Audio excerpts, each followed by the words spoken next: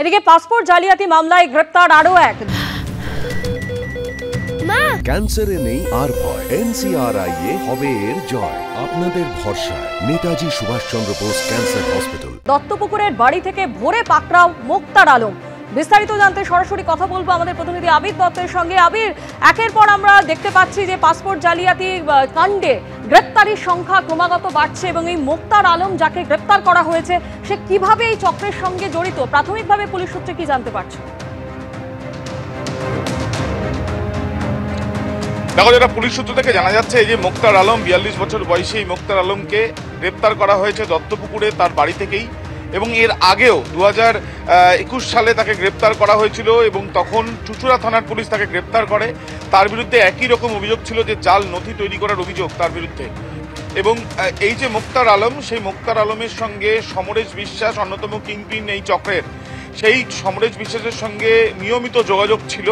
এবং যেটা মনে করছেন তদন্তকারীরা, সমরেশ বিশ্বাস যেমন বিভিন্নভাবে বেশ কয়েকজনকে কাজে লাগিয়ে প্রথমে যারা বাংলাদেশ থেকে ভারতবর্ষে প্রবেশ করছে তাদের সঙ্গে যোগাযোগ, তাদের ডকুমেন্টস তৈরি করা এবং যেটা জাল অর্থাৎ ভোটার কার্ড, আধার কার্ড, প্যান কার্ড এগুলো তৈরি করা এবং তারপর সেগুলো পোর্টালের মাধ্যমে প্রবেশ করিয়ে সেগুলো নর্মাল যে প্রসেসে পাসপোর্ট তৈরি হয় সেইভাবে পাসপোর্ট তৈরি করা হতো। পরবর্তীকালে সেই পাসপোর্টের অ্যাড্রেস বা ঠিকানা অন্যরকম দেওয়া হতো বা ভুল দেওয়া হতো যাতে সেগুলো কোনো রকম ঠিকানাতে না পৌঁছাতে পারে।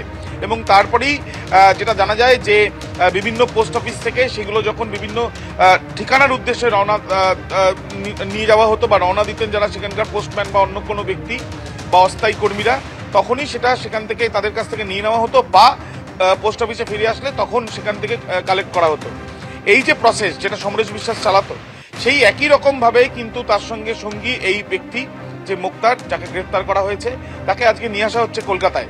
তোমায় জানি রাখি, তার কাছ থেকে বেশ কয়েকটি এটিএম কার্ড এবং প্যান কার্ড পাওয়া গিয়েছে, যে এটিএম কার্ড, প্যান কার্ড বেশ কয়েকটি সংখ্যায়, এবং সেগুলো অন্য কোনো ব্যক্তির, সেগুলো কেন তার কাছে রয়েছে, তাদের এই যে চক্র যেভাবে কাজ করছিল সেখানের সঙ্গে এগুলো কি সম্পর্কিত কিনা সেটাও খতিয়ে দেখা হচ্ছে বলে পুলিশ সূত্র থেকে জানা যাচ্ছে। ধন্যবাদ। দেখুন, যখন একটা রাজতন্ত্রের পতন হয় তখন তাদের মধ্যে সংঘর্ষ লেগে যায়, একে অন্যের প্রতি অবিশ্বাস, গুপ্ত হত্যা, সংঘর্ষ এগুলো চলতেই থাকে। এখন মঙ্গলকোটের তৃণমূল কোন অবস্থায় আছে আর বিজেপি কোন অবস্থায় আছে ওখানকার সাধারণ মানুষ জানেন। তৃণমূলের এক গোষ্ঠী আরেক গোষ্ঠীর উপরে আক্রমণ করে তারা তাদের অফিস ভাঙচুর করেছে, ওখানের ব্যানারে আগুন লাগিয়ে দিয়েছে।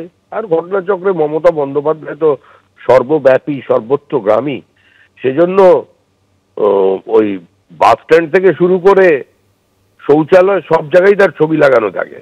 তারই অনুপ্রেরণায় পশ্চিমবঙ্গ চলছে। আগুন লেগে গেছে, এখন সেই নিয়ে তৃণমূল কংগ্রেস, যে গ্রুপের ওপর আশীর্বাদ আছে ওপরতলার, তাদের পুলিশ কিছু করতে পারছে না। এই গ্রুপটা হয়তো একটু দুর্বল, এই জন্য নপুংসক বলছে। তা পুলিশকে এগুলো শুনতে হবে, কিছু করার নেই, কারণ পুলিশ তো কোনো স্বতন্ত্র সংগঠন নয়। তৃণমূলই পুলিশ, পুলিশই তৃণমূল।